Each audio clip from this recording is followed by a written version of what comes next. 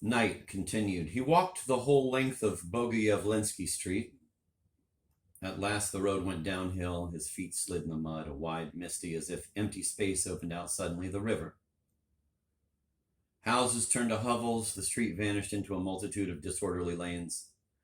For a long time, Nikolai Vsevolatovich made his way along the fences without straying from the bank, but finding his way surely and without even thinking much about it. He was occupied with something else and looked about him in surprise when suddenly, coming out of deep thought, he found himself almost in the middle of our long, wet pontoon bridge.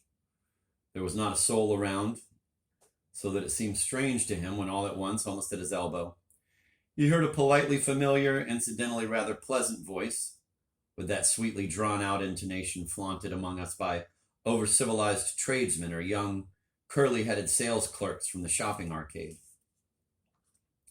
"Will you allow me, dear mister, to borrow a bit of your umbrella for myself?" In fact, some figure crept, or merely meant to make a pretense of creeping, under his umbrella. The tramp walked along beside him, almost elbow to elbow, as soldier boys say. Slowing his pace, Nikolai Vsevolatovich bent down to see as well as he could in the dark. The man was not tall and looked like some little tradesman on a spree. His clothes were neither warm nor sightly. A wet flannel cap with a torn-off peak perched on his shaggy, curly head. He seemed to be very dark-haired, lean, and swarthy. His eyes were large, undoubtedly black, very shiny, and had a yellow cast like a gypsy's. That could be guessed even in the dark. He must have been about 40 and was not drunk. "Do you know me?" asked Nikolai Vsevolatovich. "Mr. Stavrogin, Nikolai Vsevolatovich. You were pointed out to me at the station the moment the train stopped 2 Sundays ago. Besides, from the fact that I heard about you before." "From Peter Stepanovich? Are you Fedka the convict?"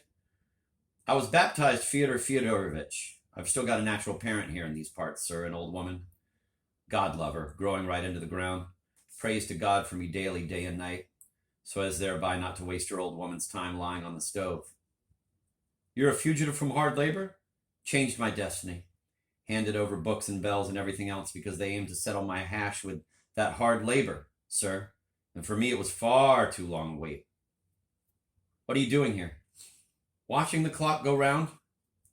Then, too, my uncle died here last week in prison on account of bad money. So in his memory, I threw a couple of dozen stones at the dogs. That's all my doing so far. Besides from that, Peter Stepanovich is kindly promising me a passport, good for all of Russia.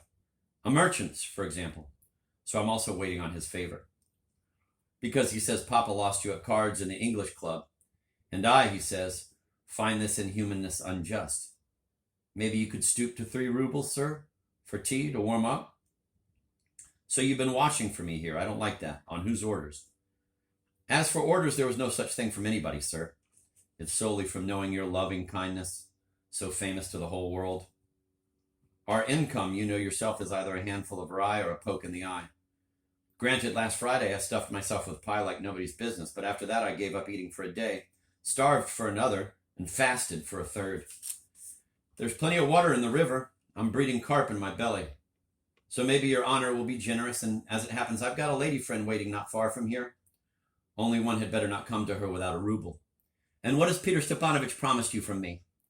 "It's not that he promised anything, sir. He just said in words, sir, that I could maybe be of use to your honor. If such a spell comes, for example. But what it might actually be, he didn't exactly explain. Because Peter Stepanovich is testing my Cossack patience, shall we say, and doesn't feel any confidentiality towards me." "Why's that?" "Peter Stepanovich is an astronomer and has learned all God's planets. But even he is subject to criticism. Before you, sir, it's like I'm before the true one, because I've heard a lot about you. Peter Stepanovich is one thing, and you, sir, are maybe something else. With him, once he says a man is a scoundrel, then except from the scoundrel, he knows nothing about him. And if it's a fool, then he's got no other title for him except fool. But maybe I'm only a fool on Tuesdays and Wednesdays, and on Thursdays I'm smarter than he is. So now he knows about me that it's real bad for me without a passport, because there's no way to be in Russia without a document. So he thinks he's got my soul captive. I tell you, sir, it's very easy for Peter Stepanovich to live in the world because he imagines a man and then lives with him the way he imagined him. And besides from that, he's way too stingy. He's of the opinion that apart from him, I won't dare disturb you. But before you, sir, it's like I'm before the true one. It's 4 nights now I've been waiting for your honor on this bridge, which goes to show that with quiet steps I can find my own way, even apart from him.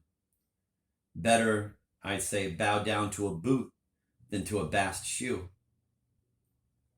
And who told you I'd be crossing this bridge at night? That, I confess, came by the way, mostly on account of Captain Lebedkin's foolishness, because he can't keep things to himself. So then 3 rubles from your honor, let's say, for 3 days and 3 nights. I'd have it coming for my boredom. And as for my wet clothes, that's an offense I won't speak of. I go left, you go right. The bridge is ended. Listen, Fyodor, I like my words to be understood once and for all. I won't give you a kopeck. Don't meet me on the bridge or anywhere else from now on. I don't and won't have any need of you. And if you refuse to obey, I'll tie you up and hand you over to the police. March! Ah, well, at least throw me something for my company. It was more fun walking, sir. Off with you. And do you know your way around here, sir? There'll be such back alleys. I could lead you because this town here is like the devil took and shook it from a sack. Hey, I'll tie you up, Nikolai Vsevolatovich turned around threateningly. You might consider, sir, it's easy enough to wrong an orphan. Well, you certainly are sure of yourself. I'm sure of you, sir, not so much of myself. I don't need you at all, I told you. But I need you, sir, that's what. All right, then. I'll wait till you come back. On my word of honor, if I meet you, I'll tie you up. And I'll prepare the belt, sir. Have a good journey, sir. Anyway, you warmed an orphan under your umbrella. For that alone, I'll thank you till my dying day. He dropped behind. Nikolai Vsevolatovich was preoccupied as he came to the place. This man who had fallen from the sky was fully convinced that he was necessary to him and hastened to declare it all too insolently. Generally, he was being treated unceremoniously, but it could also be that the tramp was not altogether lying and was offering to be of service just on his own and precisely in secret from Peter Stepanovich. Now that was the most curious thing of all.